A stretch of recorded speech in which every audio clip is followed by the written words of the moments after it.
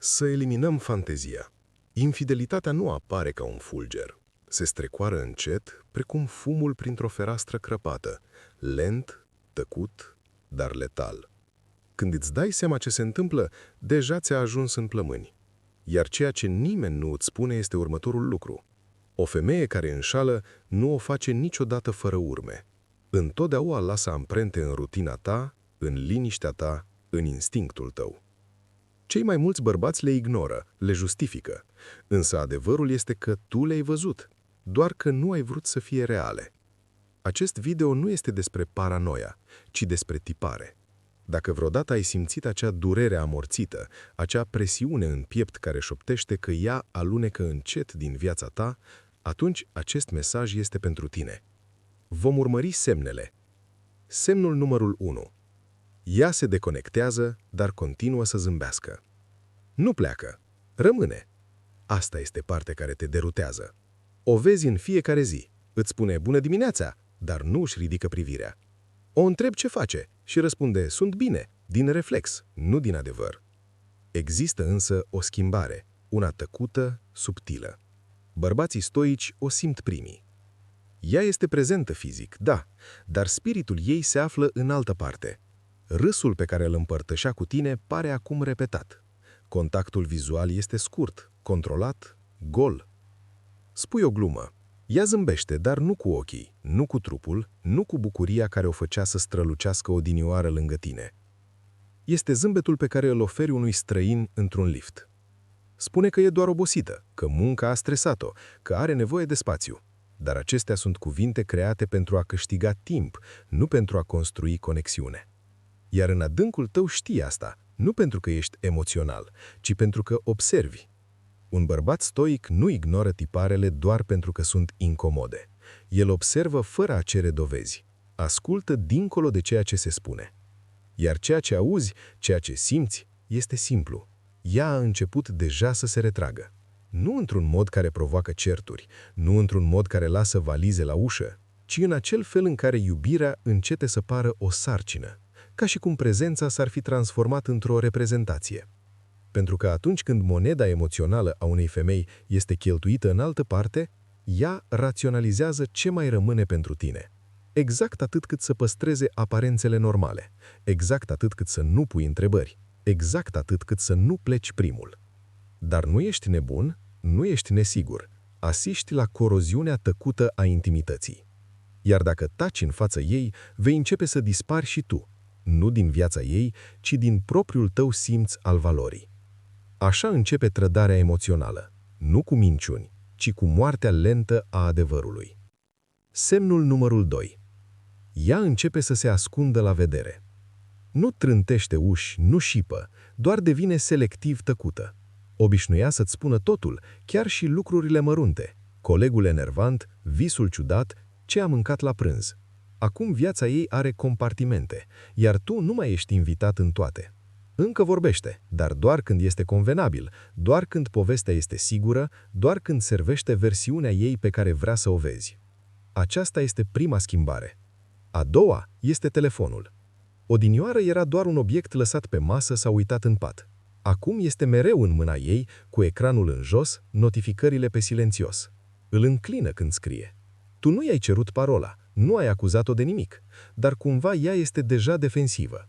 Iar dacă întrebi, îți va spune că ești paranoic, nesigur, prea controlant. Dar un bărbat stoic știe că adevărul nu se teme de observație. Dacă ceva este real, nu are nevoie de scut. Dacă iubirea este sinceră, nu se ascunde din spatele intimității. Pentru că cine prețuiește cu adevărat pacea, nu plantează semințe de suspiciune și apoi le numește problema ta. Nu este vorba despre control, ci despre contrast.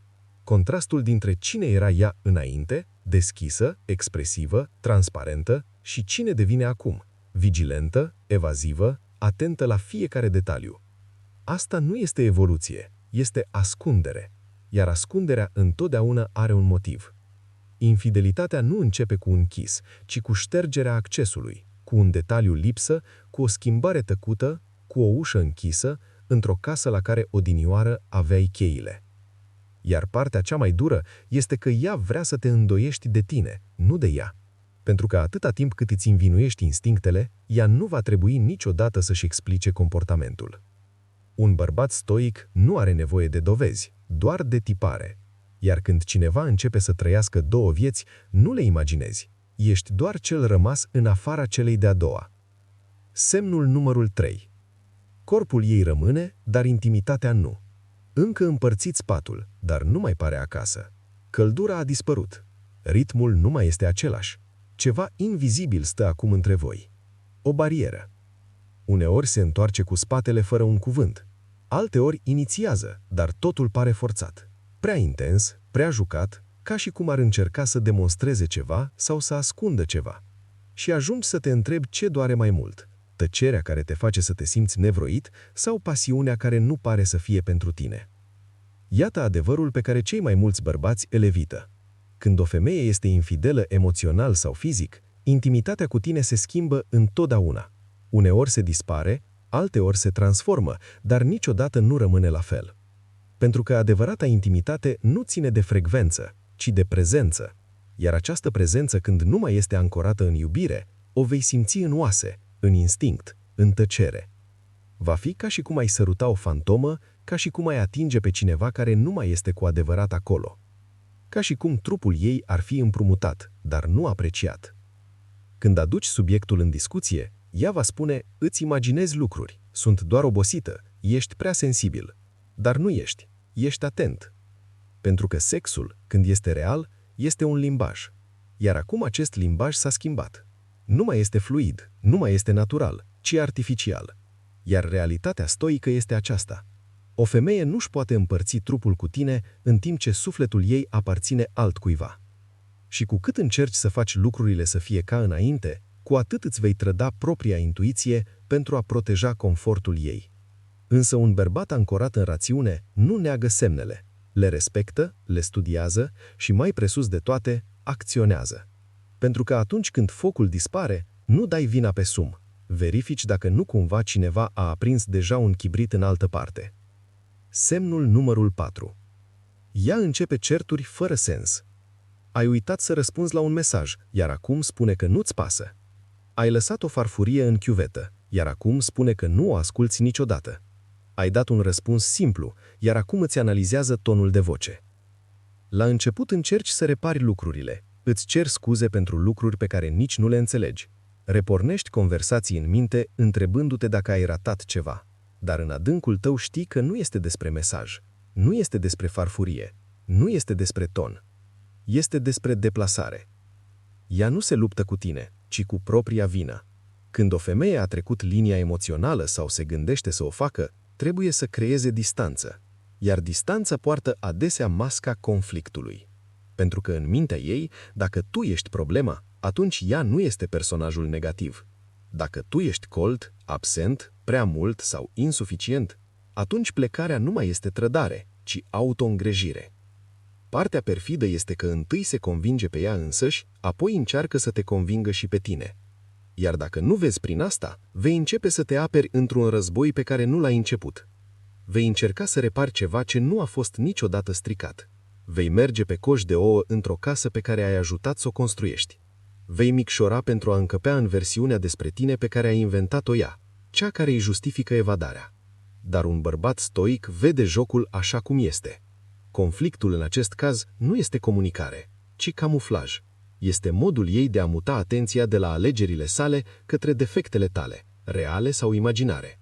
Pentru că dacă ea este pictată drept partea rănită, atunci ceea ce urmează pare mai puțin trădare, ci libertate. Nu ai născut să porți vina altcuiva. Și nu te cerți cu cineva care a decis deja că ești vilenul în propria sa poveste de răscumpărare. Observi, te retragi și îți protejezi liniștea. Pentru că atunci când o femeie folosește conflictul pentru a justifica neloialitatea, ultimul lucru pe care îl faci este să încerci să câștigi cearta. Câștigi ieșind din joc. Semnul numărul 5. Viitorul ei nu te mai include. Acesta nu țipă, ci șoptește. Nu sunt certuri, nu este răceală, doar editari subtile ale vieții pe care o imagina odinioară cu tine. Spunea, când ne vom muta împreună, acum spune, m-am gândit să mă mut. Visa cu voce luadă alături de tine în fiecare propoziție. traveling, creștere, construcție. Acum vorbește despre vindecare, evoluție, descoperire, dar niciodată despre voi. Numele tău a dispărut slent din viitorul ei, nu pentru că ai făcut ceva, ci pentru că în mintea ei este deja pe jumătate ieșit de ușă. Partea care îi frânge pe cei mai mulți bărbați este aceasta. Nu îți cere să pleci, doar se asigură că nu te mai simți acasă. Fără planuri, fără noi, doar spațiu. Un spațiu în care nu ești invitat. Iar când întrebi, spune că ești dramatic, nesigur, că exagerezi. Dar un bărbat stoic știe că oamenii nu fantezează despre plecare dacă nu au început deja să plece. Întâi emoțional, apoi mental, apoi fizic. Când îți spune că nu este o decizie, este deja o confirmare, pentru că a repetat această plecare de săptămâni, poate chiar de luni. Și fiecare conversație în care spunea am nevoie